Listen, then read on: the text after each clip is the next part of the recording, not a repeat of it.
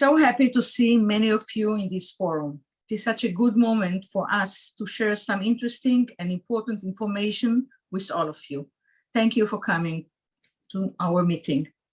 This meeting is going to focus on the first insights and results from JDC Europe Top Leaders Survey.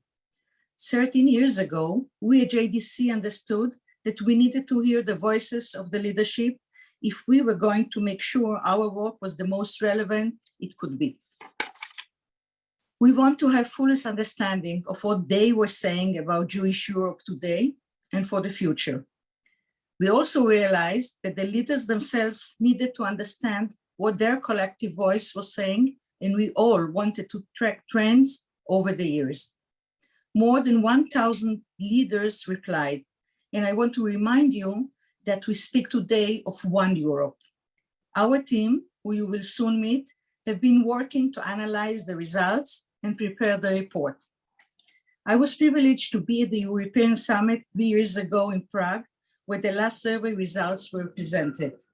If only we could be together with our community partner this time as well. I was there with David Coleman and his wife, and it was a very special experience to sit with the leaders to hear exactly what they need, what they think, and it gave me a very strong understanding of how important is the work of JDC Europe there. We will be releasing the report this weekend and leading a session with the leadership on Sunday for them to start engaging with the materials. But for you, our special friends, we are able to share a preview of what the report will include. And we will have the chance later to break out into smaller groups to discuss and learn more. And with that, I hand over to Ale Okret, Executive Director of International Program at JDC, to take it from here. After Ale and Marcelo will present us the results, we will have time for questions and answers. Ale, please. As Mirav was saying, one of the things that really is exciting for us and fills us with a lot of pride is that our region in Europe has a specialized research unit, which is called the International Center for Community Development, or the ICCD, that is specifically devoted to providing in-depth perspective on the phenomena affecting Jewish community life today in Europe. The center produces data that can guide and influence decision-making processes for Jewish communities and stakeholders, including us, including JDC, across Europe. This, in my humble opinion, is an outstanding added value that we bring to communities and institutions alike across the continent, and it allows us to have a much more detailed and surgical analysis of what is happening and what will happen in Europe as well. One of the ICCD's flagship projects is the survey of European Jewish community leaders and professionals, which is conducted every 3 years, as Mirav was saying, 3 years ago in, I think it's in Prague. So it's conducted every three years, and it specifically identifies trends that are pertaining to the future of Jewish life in Europe. And today, I am really excited to announce that we will be offering exclusive content as the report will be released this week on Friday. The 2021 survey collected over 1,000 respondents from across Europe, which so far has been the highest completion rate ever. This is a huge success. Today, here with us is Marcelo Dimenstein, who is JDC's Europe Director for Research and Evaluation, and as well Director of the ICCD. And we also have here today with us Hannah Daniel, who is the Officer for Culture and Communication at the Central Council of Jews in Germany. And in the next 10-15 minutes, we're going to engage in a conversation that I hope you find meaningful and interesting. And we're going to be covering the most important findings of the current iteration of the survey. So, Marcelo, all yours, please take it away. Thank you very much, Ale, Mirav, for this introduction. Let me just start by saying, Mirav mentioned the survey is celebrating its bar mitzvah this year, 13 years ago. Back in 2008, JDC Europe created this survey probably with the main goal to gauge differences between East and Western Europe 20 years after the fall of communism with the consolidated European Union. Today, the survey, I would say it's a unique tool to identify trends and to prospect Jewish life in the continent for the years to come. I think there's one more thing to celebrate. Aled mentioned we collected more than 1,000 responses. This is not by chance. In retrospect, the survey managed to gain certain reputation, certain centrality to the degree that the two most important Jewish federations in Europe, that of France and Germany, are partnering today in our project in this survey. Hannah, who is here today with us and with whom I've been working closely, not only in this research project, but other research projects in the past, represents Germany, and I'm delighted to have her here today. Fantastic. Hannah, it is really, really nice to see you here, to have you here with us. Perhaps you can say a couple of words and introduce yourself, and as well, tell us why participating in the survey was important for you and for the Zentralrat, the Central Council of Jews in Germany. And I think that, you know, it was a huge success for us to be able to work together. Thank you, and good evening. Yeah, I'm calling in from Berlin. It's evening here right now. I'm working for the Central Council of Jews in Germany since 2005 as an advisor for culture and communication. I was born in Berlin. I went to school and university in Bonn and in Heidelberg, and I studied for some time in Jerusalem. And I moved back to Berlin 20 years ago. And here I am. And concerning why it was important for us to partner in this, it was not our first cooperation with JDC, and of course, and not with Marcelo's research unit. It was not the first one. We've been working together for several years, including the first and second Jewish Leaders Survey. And I think continuity is very important in this. It's a very helpful instrument that helps us identify trends and review our strategies with precision. And the current Jewish Leaders Survey is of particular interest to us because last year we conducted and published a study on the constitution of Jewish communities in Germany called the Community Barometer, also in cooperation with the JDC. Here it is.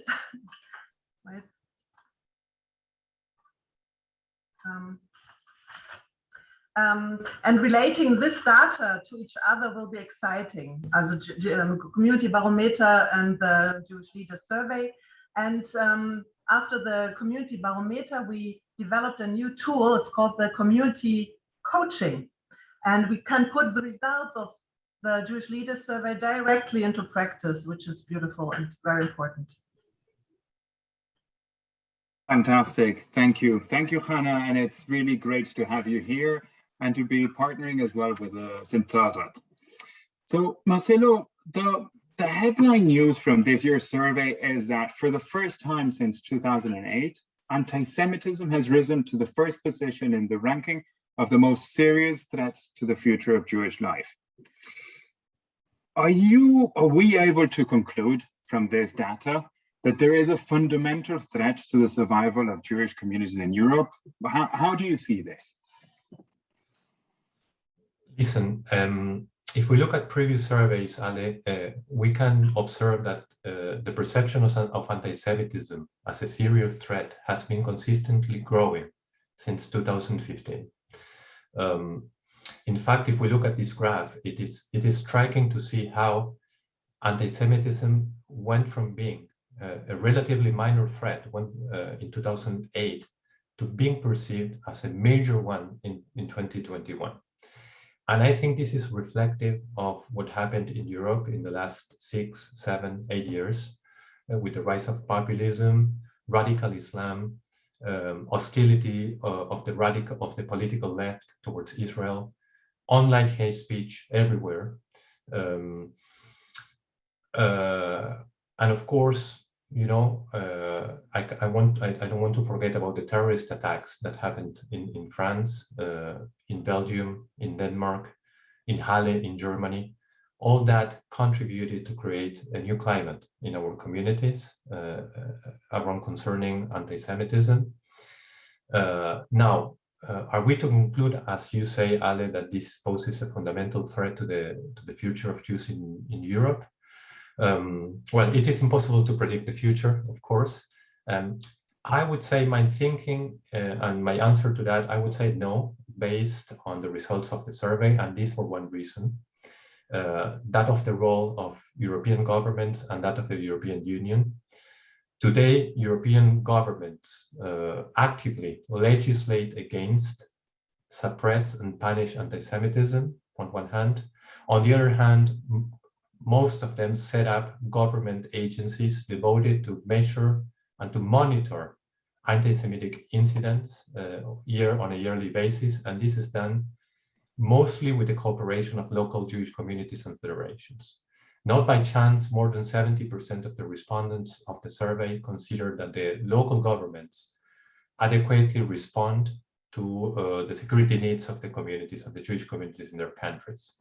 With this, I'm saying that we are far from being in a situation similar to Germany in the 1930s. However, I don't want to diminish the seriousness of anti-Semitism as a threat for the future of Jewish life. It is a serious threat. Maybe what I would say, I subscribe to the words of a French Jewish sociologist that says, perhaps the Jews in Europe today are the most protected minority in Europe, and yet they are the most vulnerable and exposed to violent attacks. I think this is the paradox that we are navigating in Europe today. Okay, interesting. Thank you, Marcelo. And okay, so we're looking at this year, and the pandemic, of course, has weighed heavily on Jewish communal work and life, much as it has on everything else and on everyone else. What can the survey tell us about the impact that COVID-19 has had on Jewish communal life? Listen, like in everything, single domain in our day-to-day life, the pandemic brought a big disruption. We all know about this. Lockdown and social distances measures prevented Jewish communities and Jewish institutions to function normally. Programs and activities went online. This is very familiar to all of us. But at the same time, communities had to provide care and support to members in need. They had to provide other types of assistance to members who were not in need. They had to recruit and work with new volunteers. In a word, I would say they had to enact resilience. In the survey this year, we included a special section to understand the impact of the COVID-19 pandemics in Jewish community life. One of the things that leaders were asked is to perform or to do an evaluation, a self-evaluation about the performance of their own organizations facing the pandemic. Issues that obtained the highest scores were maintaining ongoing communications with members or providing care and assistance. And things that obtained lowest scores, probably the main one is developing strategies to ensure financial sustainability of their communities. And I think that the issue here is also the financial impact that the COVID-19 brought.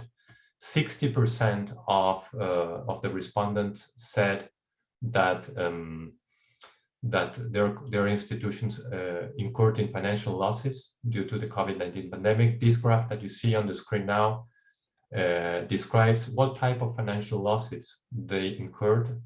And this is divided into Eastern and Western Europe. As you can see, most of the financial losses are based on a lower contribution by members and a decrease of the donor base. And if you take a look in the East, it is also important the loss of income from real estate and the dwindling tourism. I think this is a nice X-ray also to understand the income processes of the communities in East and West. This is interesting also because it's not here, but Eastern Europe suffer much more the consequences than Western Europe of the COVID-19 pandemic.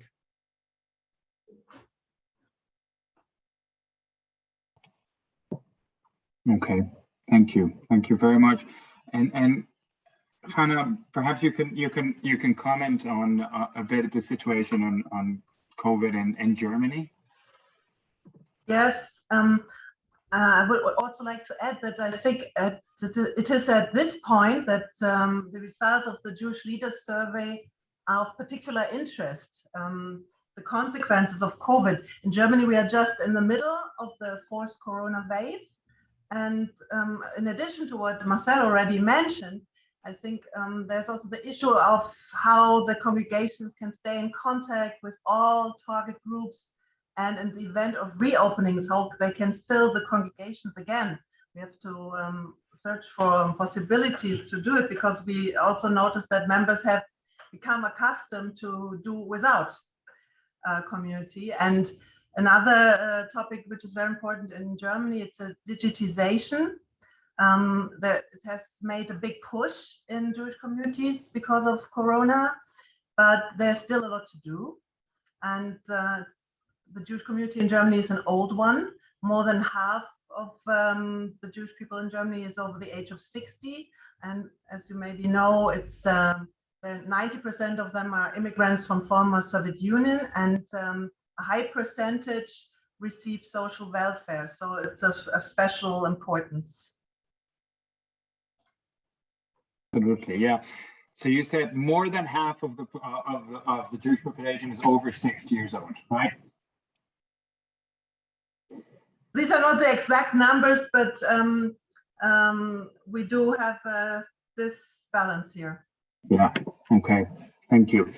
And looking at one of the questions in the survey, it is striking to see that when people were asked about the most urgent organizational tasks, the survey respondents agreed that outreach to non-members and new target groups came first with a 7.4 rating, whereas partnering with other Jewish organizations was seen rather less important with 6.5 rating.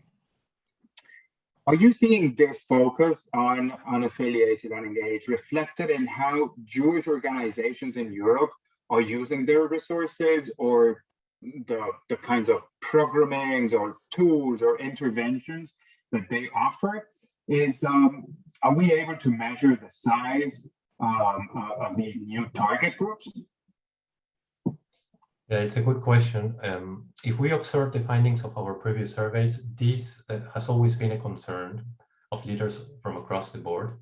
It is true, however, that concern around outreach and about developing tools for more harmonic coexistence in the community appear more clearly in the 2021 findings.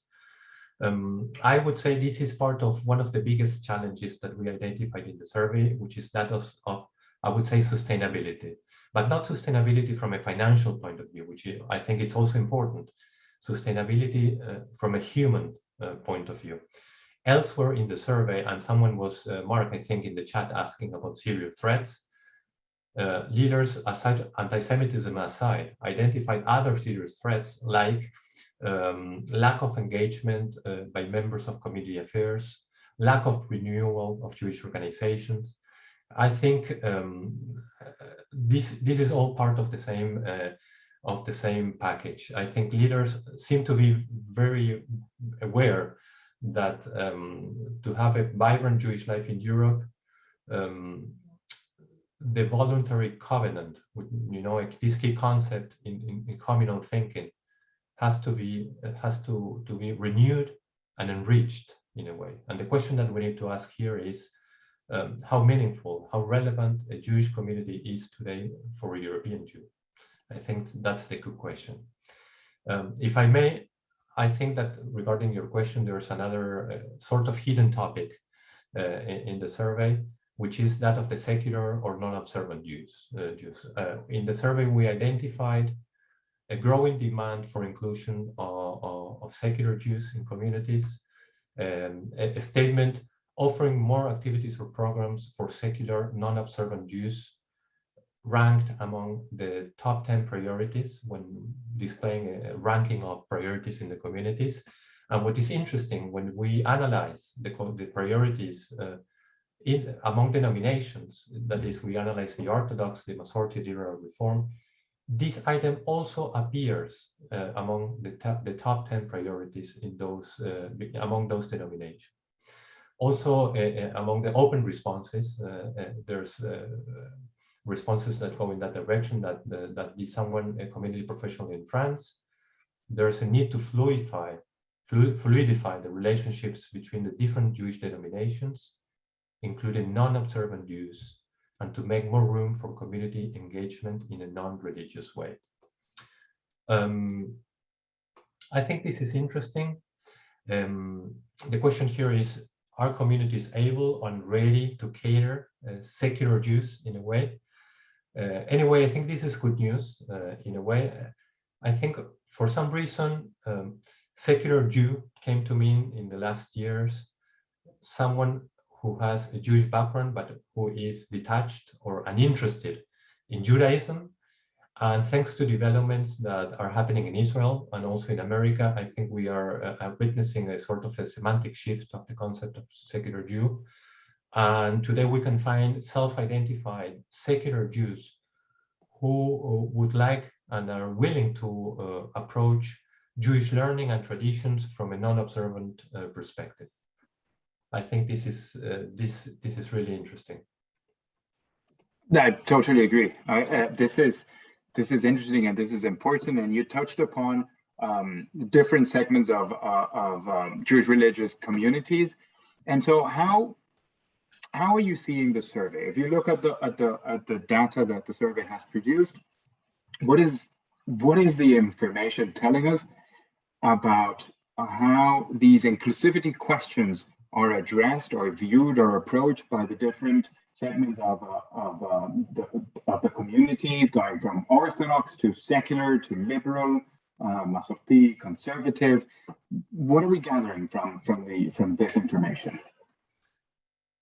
Listen, the survey tackles the issue of inclusivity from, we ask about the criteria, the policies that the committee should have regarding membership criteria, that is who should be accepted into communities, and policies around mixed marriages.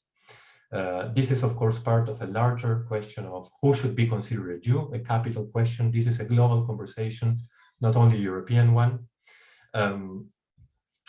I think that, of course, this is very related with denominational affiliations, Jewish sensitivities. Of course, Orthodox respondents tend more to favor halachic approaches, more normative approaches, whereas Masorti, Liberal, Reform, and cultural Jews are less so. Still, overall, I would say that European leaders show themselves accommodating and probably willing to make a balance between the halacha and the sociological realities of Jews in Europe today. Interestingly, we found certain areas of consensus in this way between Orthodox, Masorti, Liberal, Reform, and cultural Jews. One is around the so-called the father Jews. For example, if you take a look at this graph, around the statement, anyone with a Jewish father should be allowed to become a member of a Jewish community. Of course, we find more agreement among cultural and Masorti, Liberal, Reform Jews, but also quite an interesting agreement from Orthodox respondents, something that triggers some questions and certainly demands for more research. There, the difference, or at least differences among denominations, is not so pronounced. And there's another area where we found consensus around policies of intermarried, around intermarried couples of acceptance. I think we have information in the next slide. your community should put in place suitable spaces or programs to better integrate intermarried families. And here, you know, the consensus, I would say, is more pronounced. Orthodox agree with that in 70%. So this is certainly really interesting, and despite the denominational differences, one can claim that perhaps there's room for a certain consensus in the area of inclusivity. Mm-hmm. So, and Hannah, particularly in Germany, can you comment on this topic? Yes, the topic is super relevant for Germany. Affiliation to communities is not anymore a natural thing. And due to the migration, not only from former Soviet Union, but also from Israel, from the US, and from South America, and also the longer time spent to the Shoah, generational changes, there's a great need for more pluralism and openness. We heard this. And we have known this actually for a long time. But now we have it like in black and white from the community barometer. And of course, now we can see that this knowledge has reached the leaders as well through the Jewish Leaders Survey. And the question of father Jews has been the most discussed topic at internal events for years. And also because of the migration from the Soviet Union, where many people came to Germany as Jews who had a Jewish father only, and were then not allowed to become members of a Jewish community. It's a very crucial question for the Central Council and for the rabbinical assemblies here. And of course, also the questions of outreach and openness to create or allow own spaces is very important for the Jewish communities. And here,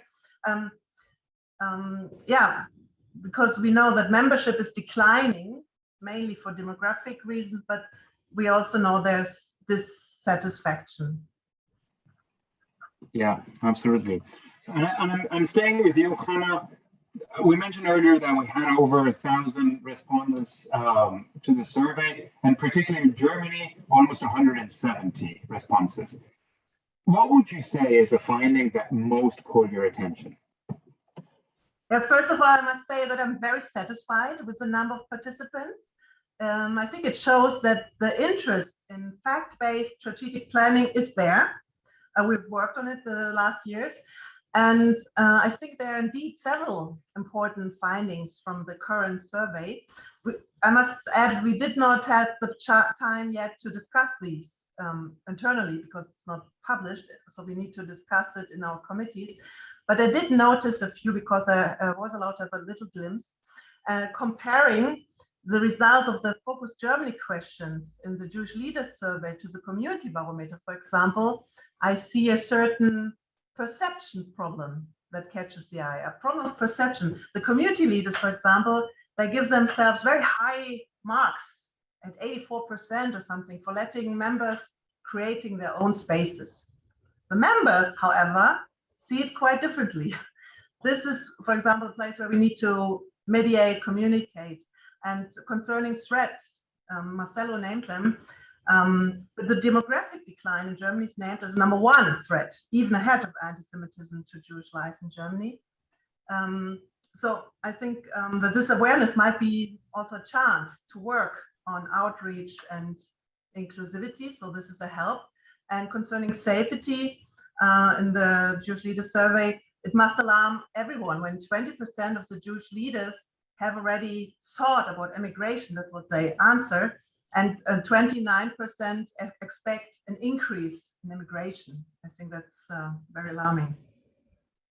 Absolutely, absolutely. Okay, I'm going to pause here.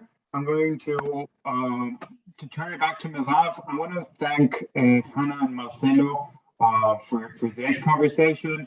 I see this as really, this is the kishke of the information that leads and help us understand the trends and directions and the work that we're doing. Again, thank you very much. Mirav, I want to turn it to you. If we have questions, I know that we're moving on, but thank you all very, very much. Thank you, Ale. Thank you, Marcelo. Don't leave us. I like the the kishke. I mean, usually I use it in the church on Shabbos, but yes, definitely it was very interesting that you presented that this is the heart of what we do in Europe. The ability to gather so much information in certain years and bar mitzvah years is very important for us, dealing with changing Europe, changing relationship with the communities, as we told you a few times already. The communities are today self-sustainable, working with JDC, but being independent. So this information brings us to places that we can think, what can we do together? So we have time, around 10 minutes now for questions. Please raise your hand or put it on the chat, and Russell will help me with guiding. We have Alan was the first one in there. He's raised his hand, and so has Mark. So maybe we'll start with Alan. So to be very Jewish here, what's the good news? What's the bad news? It's sort of curious to me that at a time when we have Jewish leadership in Eastern and Western Europe communicating much more freely than they ever wanted to before, and even through our nascent Eastern European Loan Fund, where these various countries have started a process of helping one another financially. I just find it positive that a lot of the nationalistic barriers between various countries, particularly East and West, are falling. But at the same time, we see, besides the obvious political tension within these individual countries, we see a bit of a power play going on within the Jewish community between the various religious groups. And so the question is, should we be optimistic or pessimistic? And maybe Marcello will have an answer, or Hannah, that can we really get, more Jews into the same synagogue, as they say, even if they're not there for services, they're there for a meal or a dance? I mean, should we, because I think that's going to be the only way we can deal with the immigration issue. We've got to make people feel comfortable where they are at home and help them. We can only build so many Camp Sarvashes. We need to do something on a local level that makes people, I think Hannah used the word community, it makes people feel like where they live, they are part of that community.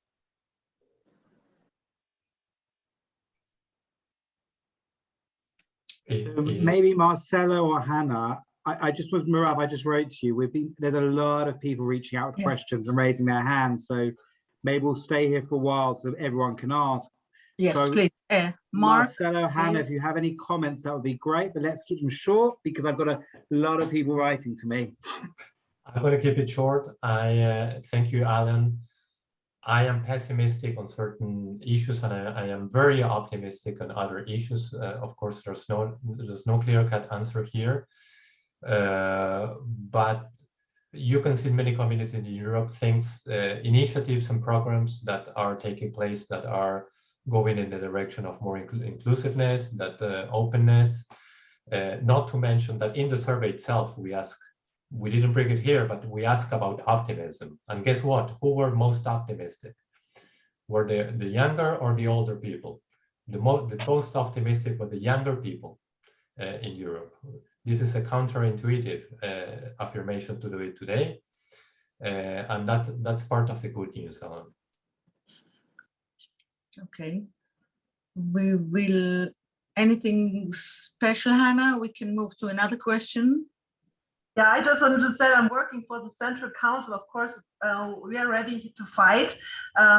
There's a saying about sitting on packed suitcases, and some people are already using this metaphor and saying we are looking where the suitcases were, the suitcase we just packed out. But yeah, I think that with the community coaching and people understand there's awareness that there's the time to change something, that you need the courage to change. And I think that we can also have a little optimistic perspective. Okay, good. On to Mark. Mark, please.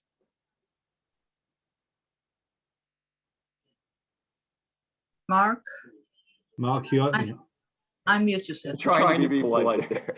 I wanted to ask, it seems like many years ago, when people came from the former Soviet Union, Turkey, other places in Eastern Europe, that now there's so many people that you're concerned about leaving. You would have thought that going to the EU countries might have satisfied them. And that's my first question. And number two is,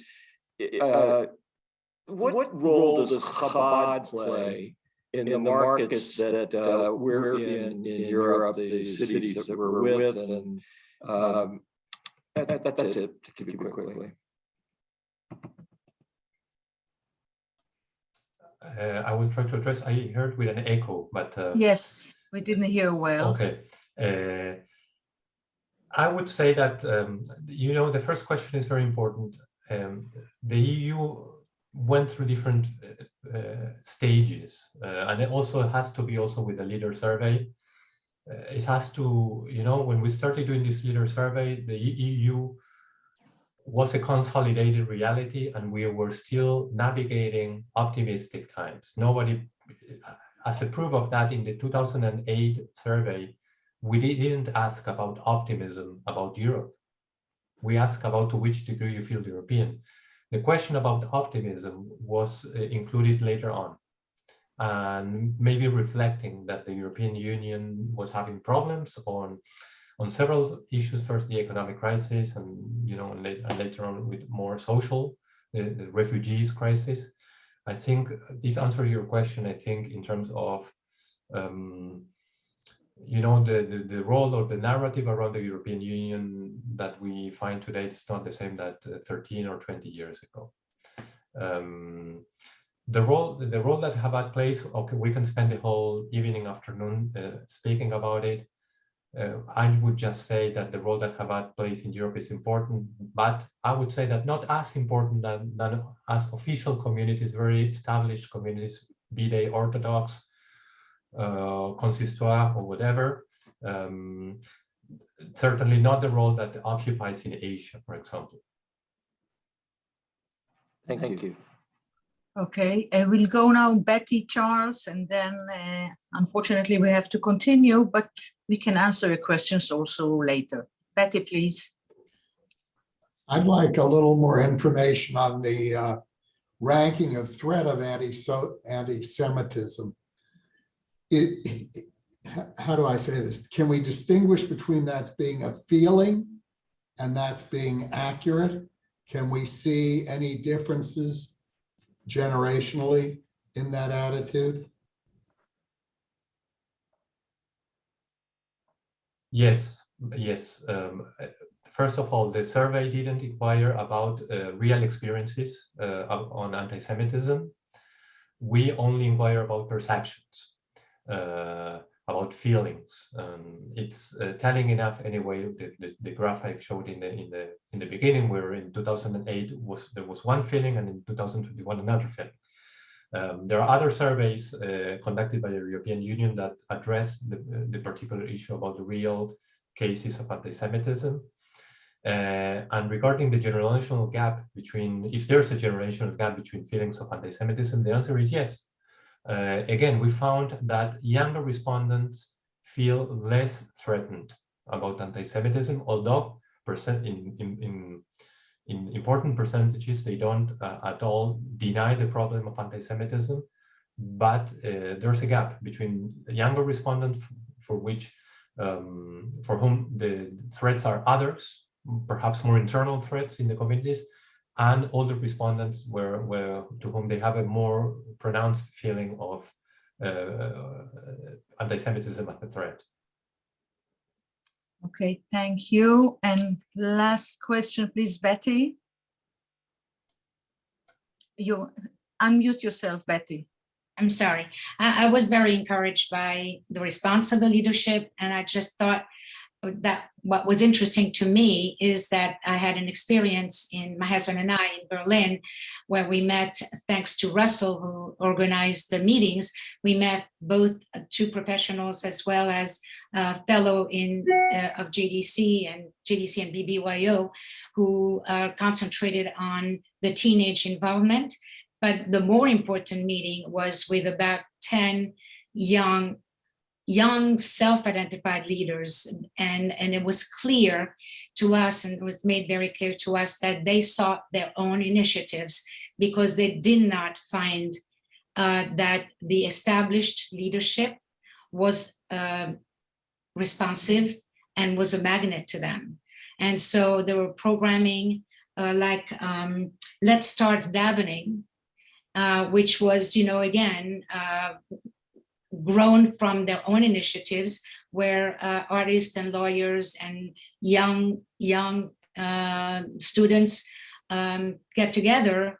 And really, it's a parallel to what the established community was doing.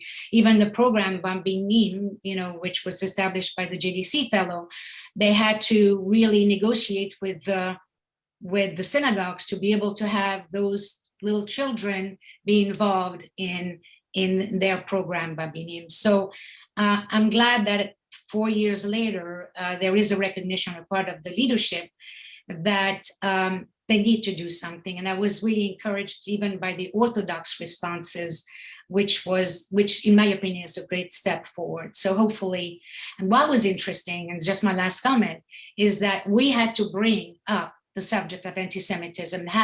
Among them, it did not come up. And yet one of the young men came with a baseball cap. When he got to the hotel for the dinner we had prepared for them, he took his baseball cap revealing the kippah. And he said, I know where I can feel comfortable wearing it, and I know where I'm not comfortable. But that wasn't brought up. I'm sure that anti-Semitism has grown since then, and COVID is part of it, at least what I'm hearing from my family in France. So thank you, Betty, for your remark. We just finished with one remark. Trish. Hi, everybody. I agree with what Betty said. I always agree with what Betty said. And I am concerned that I wonder if this lack of participation, and to echo, is just a fear of anti-Semitic activity against the Jewish community, that they're keeping their heads down. And it's not that they don't care. It's not that they don't want to feel community, but they're just hiding in plain sight. And that's what I wonder. And I'm just putting it out there. Thank you. Thank you, Trish. There's so many things that can be said, and we have questions. I have around 100, but we will continue. This is only the beginning. This is the first time that we ask Marcelo to speak, and we will continue definitely in our committee. So Debbie, can you put us now to groups? We have less than 10 minutes, but it's important for us to speak a little together. So please send us to work together. Thank you. We didn't have enough time, but it's only as I said, it's just the beginning. Thank you all for learning with us and discussing with us. I'm sure there is so much more to explore. When we can review the full report, we are looking forward to that. Thank you, Hannah from Germany, for joining us. It was really interesting to hear your information and to hear from you. And Mazal Tov to Marcelo to this piece of work. This is excellent work. We really thank you.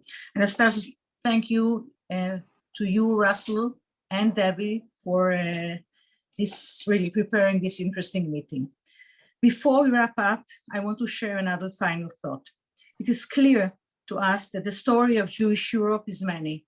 Lots of challenges, lots of successes, lots of opportunities, lots of people in need.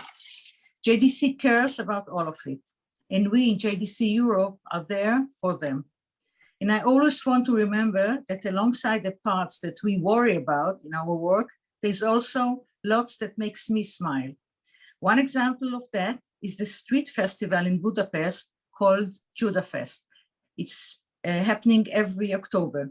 And I will finish today's meeting by sharing a short, wonderful video of the recent event which brought the community and friends onto the streets once again to celebrate Judaism.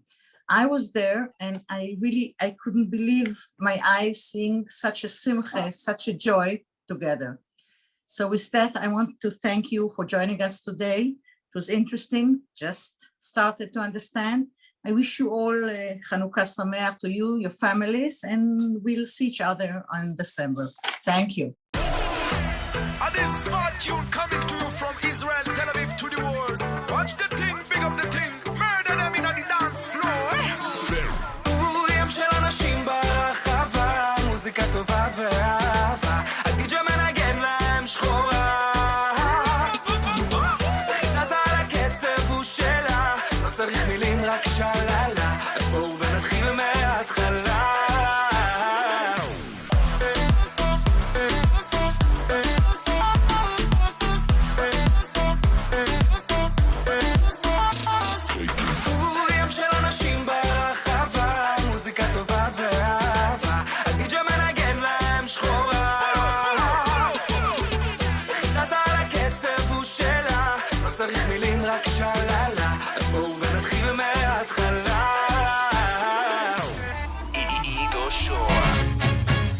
Mondd annak jobb, aki hazatakarodik, mert nélküle alszik a párja, vagy annak jobb, aki elmaradozik, és nincs, aki miatt megbánja. Annak jobb, aki újra, de újra megírja magát, vagy annak jobb, aki kitart a körvonala mentén, ha már azt oly jól kitalálta.